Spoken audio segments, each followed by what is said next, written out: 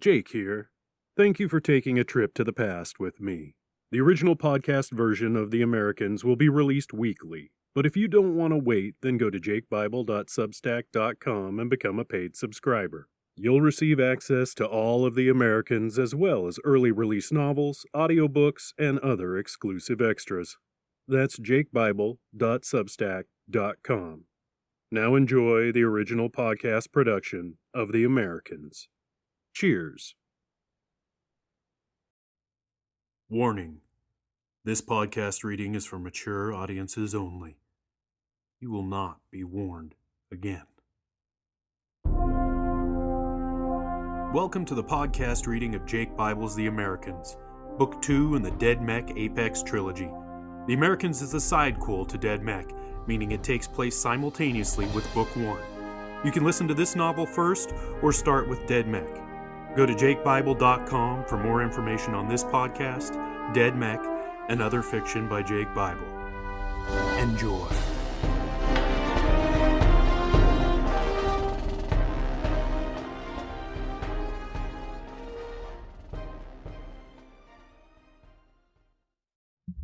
Hey, good morning, y'all. Quick intro here, super quick. Crick? What the hell word is that? I'm using it, though. Crick. Oh, hey, actually, that works. You know why this is super quick intro? Because I'm going to the crick. I am.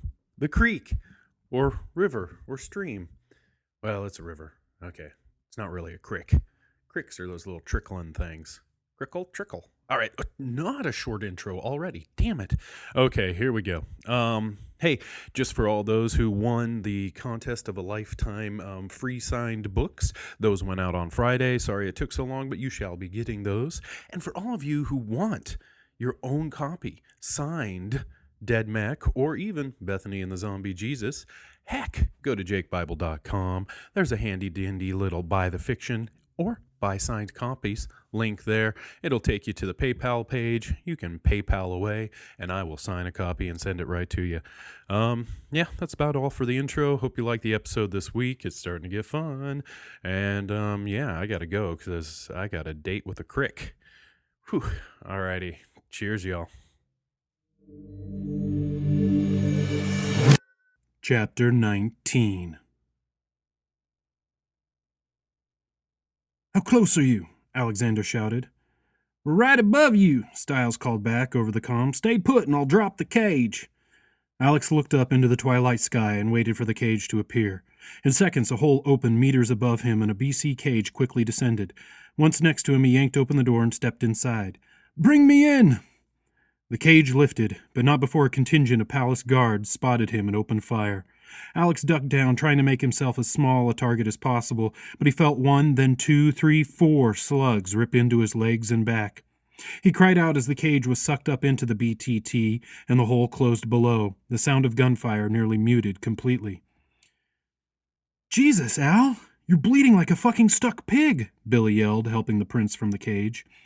"Yeah, bullets will do that," Alex struggled to say before collapsing into Billy's arms. "Stiles!" Billy yelled. "Al's hurt bad.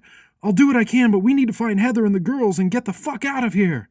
"That's always been the plan," Stiles shouted back over the comm. "I've got every sensor this thing has searching for them, but I'm coming up blank." Blank. The word triggered a thought in Billy's overtaxed brain. Blank. Look for the blank spot. Find the one place none of the sensors can penetrate. They'll be there. "Good call, partner," Stiles replied, immediately finding the dead spot in the sensor's search. The shop. "She's passed out again, Dr. Stillig," Miss Zaslowski announced, "and her vital signs are weakening." "Weakening?" the doctor asked, Heather's liver in his hands for the 4th time that day. "Really?" He set the slab of dark meat into a tray and stepped to the medical console, studying the information before him. I wonder if as her body runs out of energy, the nanotech does also." "Should we let her rest?" No. We have too much work to do," the doctor answered coldly. "If she dies, she dies. We can try to resuscitate her at that point." "Won't the Empress be upset?" "When isn't she upset?" The doctor laughed as he cracked open Heather's ribcage once again and began to remove her left lung. Again. Your man Zeveret had better get this under control, Mr. Plain growled. If we lose the BTT, then our plans will be severely set back. Do not lecture me, the Empress screamed. I am the ruler of all of Russia, and you are just a commoner. I will not be spoken to that way. Get used to it, Your Highness, Mr. Continental said. What did you think was going to happen when we return Russia to its socialist heyday? Did you think you would keep your throne? Of course. That was the plan, you idiot, Natalia shrieked. The people need a ruler. They need someone to lord over them, and history has proven that commoners cannot do it effectively enough. They lose power eventually, and the country and the planet devolves into chaos. The people need their empress. The three men looked at each other gravely. That is unfortunate, Natalia, Mr. Brown Eyes said, watching as the informal use of the Empress's name nearly sent her into a fit. We had assumed, and incorrectly as it turns out, that you understand you would be a figurehead in the transition. But once the dust has settled, your title and the throne itself would no longer exist. But the people! The Empress cried, feeling her world crumble about her. The people despise you, Mr. Plain laughed. They want nothing to do with you. Vasily was always their favorite, and Alexander amused them, but you just plain terrify them all. As your brother has said, you are batshit crazy, Mr. Continental added. The Empress stormed from the room shrieking, her hands pulling at her hair. Well, that should throw her off kilter for a while, Mr. Brown Eyes said. She's an egomaniacal idiot, Mr. Plain said. She has no idea what is going on beyond her own sheltered world. True, but by the time we are done, none of the monarchs will know what happened, Mr. Continental added. We'll have almost total control of the world. It's almost too easy. Before we congratulate ourselves, let me contact Miss Isley and see if any of her projects are ready for deployment, Mr. Plain said. Whether we have the BTT or not, we can't be stopped now. Where are we going? Melissa shouted as she and Beth sprinted between the shredded walls of the connecting rooms, bullets ripping through wood, metal, and plasterboard in their wake as the guards in the hallway desperately tried to gun them down. I have no idea, Beth yelled over her shoulder. Hopefully the right way. You don't know? Then why the fuck are we running this way? Because it feels right, Beth yelled as they came to the end of their improvised passageway and burst into a bend in the hallway. Melissa leapt towards Beth, covering her body with her own, shielding her from the rifle fire that exploded around them. Beth closed her eyes and focused all the BC in their area. Hold on! Things are about to get shredded! Shards of BC ripped through the walls, sealing floors. Beth called it to her and Melissa. The guards positioned between the BC and the girls found themselves torn, sliced, and minced into bloody pieces before the BC stopped in midair, melted, and created a protective dome around Beth and Melissa. More rockets screamed towards the girls, but the explosions never touched them. They're gonna blow their own fucking building up, Melissa said, and us in it. Not if my imaginings are correct, Beth replied. This dome should hold against a nuke. Great, but that doesn't help us find Heather. Is that who we are looking for? Beth asked, getting into a crouch and watching the shop guards begin to surround and approach the dome. I wasn't sure. I thought we were trying to get out of here. And go where? They'll hunt us down and kill us eventually, even with your freak skills. We need a plan. We need Heather. How do you know she's in here? Melissa grinned. Like you said, because it feels right. Beth thought for a moment, trying to block out the continual sound of gunfire and ricochets. Can you make a comm? Sure. That's basic BC stuff, like back in Mr. Weber's class, Melissa answered. Why? Heather won't be able to hear us. No, but Billy might, Beth said. More importantly, Mr. Stiles might, and he has the way out. Melissa retracted the blades into her suit, focusing instead on a minuscule piece of BC in her closed fist, trying to remember the exact specifications for an American closed-channel comm.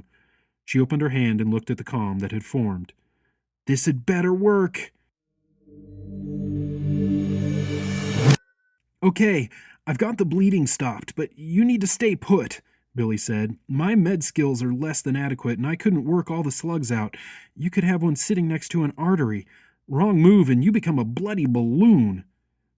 Great bedside manner, Alex quipped from the blood-soaked seat he was reclined in. Get me something for the pain. Yeah. No can do, buddy, Billy said. I, went through the scab stock. Fucking junkie, Alex gasped. Booze me, then. Yeah, that's not such a great idea, Billy apologized. The alcohol will thin your blood and could worsen any internal bleeding. Thought you stopped the bleeding. Yeah, junkie, remember? You really want to trust my med skills? Billy smiled, getting up and walking to the cockpit. Stay put. I'll see what the plan is and be right back. He opened and closed the door quickly behind him, Stiles having programmed everyone's biometrics into the BTT's security protocols. We need help, Stiles. Al is fucked. I think I only got half the bleeding stopped. He could be dead before the night is out. Shit, fuck, Stiles swore. We're above what they call the shop, but fuck if I know how we can get in there and get them girls out. We start blasting, we could kill them all. The comm buzzed once, stopped, buzzed again. The two men looked at each other. You gonna get that? Stiles asked Billy. Me? No one's calling me. You get it, Billy replied, holding his hands up. Stiles sighed. This is Stiles. Who the fuck is this? Thank God, Melissa yelled. Where the fuck have you been? We've been calling and calling. Who is this? Stiles shouted over the static that was nearly overwhelming the transmission. It's Mel, you fucking overgrown cowboy, she shouted. We're trapped in some fucking facility. Mel stopped for a moment and Beth's voice could be faintly heard. Freak says it's called the shop. Whatever it's fucking called, we're trying to find Heather, but we're gonna need help getting the fuck out of here. Hold on, don't move. I'm going to push a scan to your location, Stiles shouted as Billy watched helpless, unable to keep track of what was going on.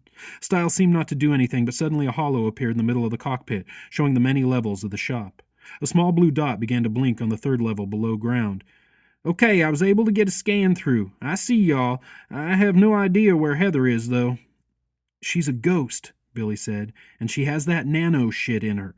Look for the most fucked up signal you can find. Stiles mentally adjusted the holo and found several fucked up signals 3 floors below the girls. Okay, I can't pinpoint her, but it looks like they keep all the special cases 3 floors down. Special cases? What the fuck does that mean? Melissa yelled. I don't know, but there are quite a few messed up signatures down there, so watch yourselves, Stiles said. We'll be waiting up here. We're in stealth mode, so they can't see us, but it's only a matter of time before they just start blasting randomly. Hurry! The static became stronger until the signal was lost. Shit, they're gone. Billy looked out the windshield at the innocuous building below. I hope Beth has more magic up her sleeve. Fuck! Melissa shouted. I lost them! Did he find Heather? Beth asked, her eyes never leaving the guards. Yeah, Melissa said. We have to go down. This dome doesn't happen to have a lift in it, does it? No lift. But I think I can work around that, Beth answered. Hang on. Beth closed her eyes and concentrated on all the surrounding BC she could feel, bringing it to her in the dome, creating a full bubble about the girls. At the same time, she concentrated on the BC itself, trying to apply everything she had learned in basic physics, transforming the density of the BC into a much heavier substance. Melissa laughed at the looks on the guards' faces as the floor below them all began to groan from the extra weight. They aren't liking that. Several of the guards began to back away quickly, some even deciding to flat out run, the others yelling after them. One more piece and we go down, Beth smiled. Hang on. To what? Melissa shouted, but she never got an answer as Beth mentally dissolved the support structure beneath the bubble, sending them plummeting through the floor. They slammed into the floor below, crushing 2 techs working on a repair project, sending flames shooting towards the hole above them, and the other techs in the room running for the emergency exit. 2 more to go, Beth called out as Melissa struggled to get herself upright. They fell again as Beth collapsed the structure in that floor. They landed in the middle of what looked like the guards' locker room, startling several well-muscled men. Nice, Melissa grinned as all the guards in the process of suiting up were too stunned to cover themselves. Thanks, freak. I needed that. Hold on. One more. Beth said, grinning also. The bubble fell one last time, landing in a large, dark room. The dimensions unknown, as the room was nothing but shadow past 3 meters. Okay, Melissa asked. Where are we now? Don't know, Beth said, trying to peer into the gloom about them. Melissa looked up and waved at the couple of guards, still naked, curious enough to look over the edge of the hole. Well, we need to get moving quickly. They aren't going to gawk forever. Beth let one side of the bubble fall away and the girls stepped from it.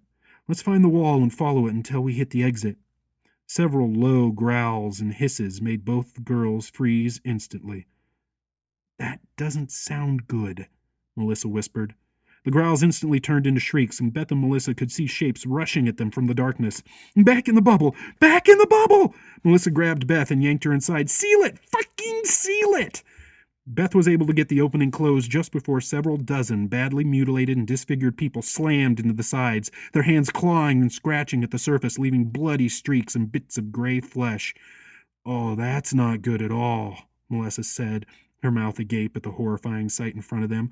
What the fuck are those things? I think they were people at one time, Beth answered. Well, they're fucked up now, Melissa stated, and in our way. Can you put some guns on this bouncing ball of joy? I wouldn't know where to begin, but I think I have a different idea. I'm sorry.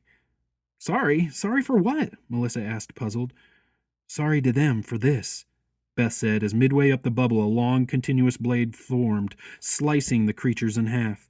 Guts and offal spilled from the decayed and putrid torsos of the afflicted people, covering the ground with rotten organs and congealed blood and fluids. Oh, that's just wrong, Melissa gasped, covering her mouth, trying not to vomit. Which part, the guts and blood, or the fact they are all still moving? Beth asked, her voice shaky and stunned as she reached out and grabbed onto Melissa's arm. The two girls cringed as several of the creatures pulled their severed torsos towards the bubble, their gray-fleshed arms pulling them along, leaving trails of black fluid behind them. Oh, fuck, Melissa cursed quietly. What do we do now? Shouts from above drew their attention away from the grotesque spectacle and to the hole in the ceiling, a hole now surrounded by well-armed guards, several of which held rocket launchers. Are they going to try and blast us again? On Melissa's last words, rockets shot through the hole, impacting with the BC bubble and exploding immediately. Several rockets shot past the bubble, vaporizing the wriggling corpses instantly. Problem solved, Beth said, except for them upstairs. Can you make this roll? Melissa asked, cringing with each rocket explosion, her eyes fixed on a severed head that's jaws kept moving up and down, until it was consumed by fire. Beth concentrated hard, and the bubble started to rock back and forth, slowly at first, then with more and more urgency. Shove against the side! Melissa pushed against one side and Beth joined her, their weight adding to the momentum, and the bubble began to roll, crushing the few body parts that hadn't been scorched into ash. The girls shoved and pumped their legs, gaining speed quickly until it was too much for them to handle, and they were both caught up in the spinning, rolling over each other until the bubble slammed to a halt against a far wall. Get off me! Melissa shouted, shoving Beth's ass out of her face. You need a good scrub. You're not exactly roses either, Beth snapped back, opening the bubble and tumbling to the ground. Come on! Beth ripped a hole in the wall and yanked Melissa to her feet, shoving her through the hole and into a brightly lit hallway. Alarms screeched shrilly as the girls sprinted down the hall, both praying they were going towards where Heather was being held.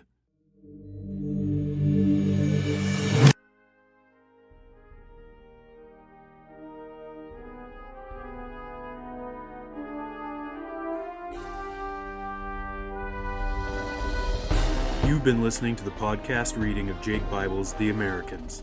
This novel and recording are protected under whatever latest, greatest Creative Commons license is out there currently. Share this all you want. Just don't even try to make a buck off it without the express permission of the author, me. I hope you enjoyed this episode. For more information, please go to jakebible.com. Thanks for listening. Cheers. Thank you for listening to this episode of the re-release of the original podcast production of The Americans. Don't want to wait each week for a new episode? Go to jakebible.substack.com and become a paid subscriber. Want more audiobooks? Go to jakebible.com for info and access to dozens of Jake Bible fiction audiobooks and ebooks. Cheers.